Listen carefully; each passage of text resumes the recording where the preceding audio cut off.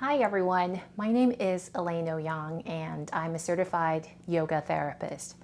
What I love is to help people restore from chronic stress and chronic pain. Today's topic is something I like to expand on from a question, more like a contemplated question that I asked in my social media and in my email newsletter that kind of caused a lot of people to start to think about it for themselves. Here's the question that I posed. If you cannot honor your own boundaries, how can you expect others to honor yours? What I mean by this is we often talk about setting our own boundaries with people, whether physical or emotional boundaries, but we don't really think about how we are setting boundaries against ourselves. For example, if you are not honoring your own body and setting good boundaries for yourself, you might likely be maybe working too hard, overworking. You might stay up way too late, perhaps doing something you don't really need to do.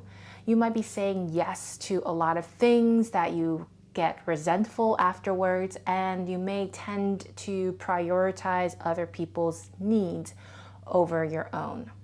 All of this is an indication that you might not quite be respecting and honoring your own body and your own needs as you should be.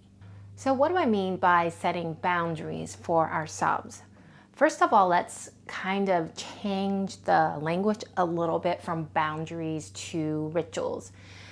The reason being that boundaries have kind of this more restrictive, negative connotation of drawing the line or kind of caging ourselves in. But rituals have this more positive connotation where it's something sacred that we do for ourselves. And for our purpose today, I'm going to use rituals as a way to describe anything that is self-nurturing for ourselves. So what are these daily rituals? It's going to be different for everyone, but basically think of anything or activities, any events or anything that you can do for yourself that makes you feel your best. Let me give you examples of mine. So I have 3 that are completely non-negotiables for me. The first one is to be able to get a good night's sleep, about 8 to 9 hours, and I try to sleep at around the same time every night and try to wake up at around the same time every morning. Number 2, I enjoy cooking and making really refreshing and nourishing meals for myself to nourish my body, and like to eat at about the same time every day. And the third one of mine is to meditate daily. And this could look like even just a 1-minute meditation. It doesn't need to be a whole 20 minutes. When I do have time, I'd like to go 20 to 30 minutes, but honestly, some mornings, this is the time that I meditate, I just don't have that amount of time, but at least I get myself a little grounded. I get my energy, my mindset, and my body into that meditative quality, even for just a minute. And that actually sets me up for the day. So these are my 3 non-negotiable self-care, self-nurture rituals that I have set in place, so I know that every day I'm setting myself up to feel my best.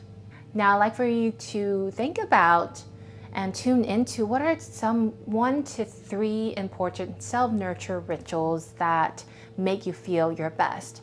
You don't have to have the answers right now. You can take some time, maybe a few days, to journal about them, or just observe certain things that you do during your day that really makes you feel like yourself, makes you feel calm, grounded, content, joyous, any positive benefits that you get from it. And you can start to think how you can place that into your day as a non-negotiable daily self-care ritual. So once you have these self-nurture rituals in place, these are kind of like your cornerstones.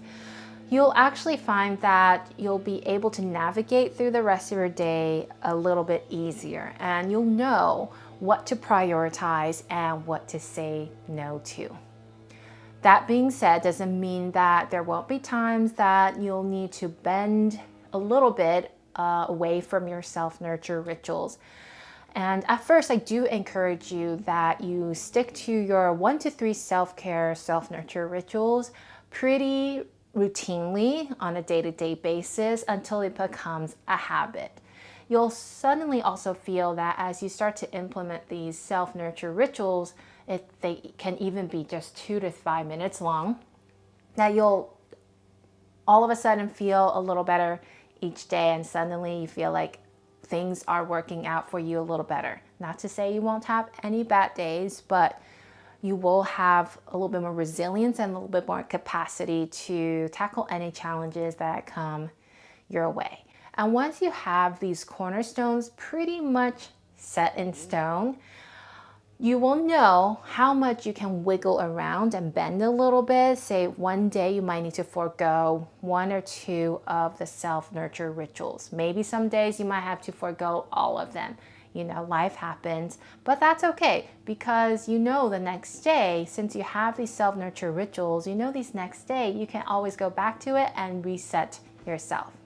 And if you struggle with chronic stress, chronically feeling overwhelmed and anxious, or experience chronic pain, having these self-nurture rituals as your own little boundary bubble can be incredibly helpful because now you're learning how to listen to your own body, honor your own body's wisdom, and prioritize yourself above everyone else's need. So instead of answering to the demands of others, now you're asking your own body and your own self, what do you need?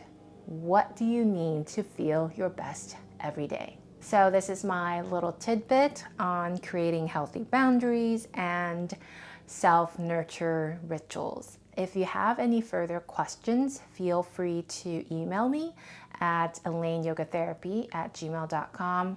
The link will also be below, or you can comment below with your question or anything else you observe.